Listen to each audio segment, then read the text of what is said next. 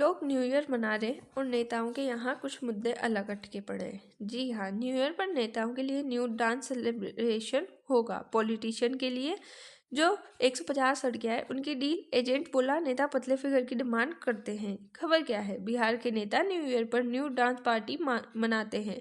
150 लड़कियों की deal agent से फाइनल और एजेंट बोला, नेता पतले फिगर वाली लड़कियां मांगते हैं। दैनिक भास्कर का स्टिंग है, उन्होंने बताया कि नेताओं का दोहरा चरित्र एक्सपोज हुआ है। वायरल की वजह यानी कि पावर का दुरुपयोग और महिलाओं का शोषण किया जा रहा है। खबर क्यों चर्चा में आई? तो एजेंट का दावा सामने आया है, यानी कि 150 लड़कियों की डील की बात हुई है। नेताओं की पसंद नापसंद के अनुसार लड़कियां चुनी जाती है। मामला केवल पार्टी का नहीं बल्कि शोषण और नैतिकता से जुड़ा हुआ है। जब कोई व्यक्ति जो एक सीट है वहां पे रहकर भी एक शोषण कर रहा है औरतों का, तो फिर बिना पावर के वो क्या क्या करता होगा। तो पावर के साथ वो कर रहा है, तो फिर आम लोकल में तो बहुत ज़्यादा स्थिति खराब होगी महिलाओं की। पूरी घटना क्या है? तो न्यू ईयर से पहले पार्टी प्लान की जाती है। आयोजक एजेंट से संपर्क करते हैं। एजेंट नेताओं की मांग पूछता है। पतली फिगर अच्छी दिखने वाली लड़कियों की मांग बताई जाती है। बड़ी संख्या में लड़कियां अलग अलग जगहों से लाई जाती है। पार्टी को डांस सेलिब्रेशन का नाम दिया जाता है। इसमें कौन कौन शामिल है? तो एजेंट लड़कियों की सप्लाई करने का दावा करता है। नेताओं और आयोजकों से संपर्क का दावा करता है। पॉलिटिशियंस नाम सार्वजनिक नहीं किए गए, लेकिन एजेंट का आरोप है कि नेता खुद ऐसी मांग करते हैं। लड़कियां कथित तौर पर डांस के लिए बुलाई जाती है, जबकि शारीरिक बनावट यानी फिगर के आधार पर इनका चयन किया जाता है। एजेंट ने क्या खुलासा किया? तो एजेंट के अनुसार नेता नॉर्मल डांसर नहीं बल्कि खास तरह की लड़कियां चाहते हैं। संख्या पहले से ही तय होती है।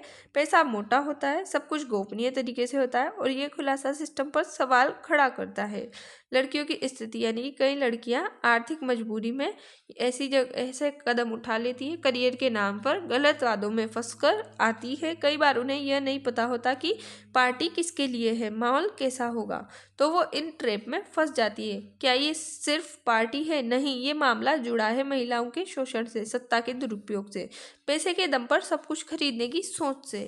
कानूनी पक्ष देखें तो अगर आरोप सही पाए जाते हैं तो लागू हो सकता है, यानी कि आईपीसी की धाराएं जो इमोरल ट्रैफिकिंग प्रिवेंशन एक्ट है वो लागू हो सकता है। महिला गरिमा संरक्षण कानून, ये कानून महिलाओं के शोषण को अपराध मानते हैं। आयोजक और मांग करने वाले दोनों दोषी माने जाते हैं। राजनीतिक पक्ष देखें तो नेताओं से समाज को आदर्श की उम्मीद होती है। ऐसे आरोप राजनीति की साख गिराते हैं, जनता के भरोसे को तोड़ते हैं। सवाल है, क्या सत्ता में बैठे लोग कानून से ऊपर है? सामाजिक इम्पैक्ट क्या होगा? तो महिलाओं को मनोरंजन की वस्तु समझने की सोच लोगों की है। युवा पीढ़ी पर गलत असर होगा। समाज में नैतिक गिरावट का संकेत है। प्रशासन की क्या भूमिका है? तो क्या पुलिस को जानकारी थी? क्या जांच होगी? क्या नाम उजागर होंगे? इन सब पे क्वेश्चन मार्क लगता है। अब तक कोई ठोस कार्रवाई सामने नहीं आई है, हालांकि फिर भी देखते हैं आगे क्या होता है। मीडिया और समाज की क्या भूमिका है? तो मीडिया ने मुद्दा उठाया। समाज की जिम्मेदारी है कि सवाल पूछे, दबाव बनाए और पीड़ितों का साथ देना चाहिए। समाज अगर इन चीज़ों को अलग थलग छोड़ देगा तो फिर जवाब कौन पूछेगा, दबाव कौन बनाएगा, और ये नेताओं की भ्रष्टाचारी ऐसे ही बढ़ती रहेगी।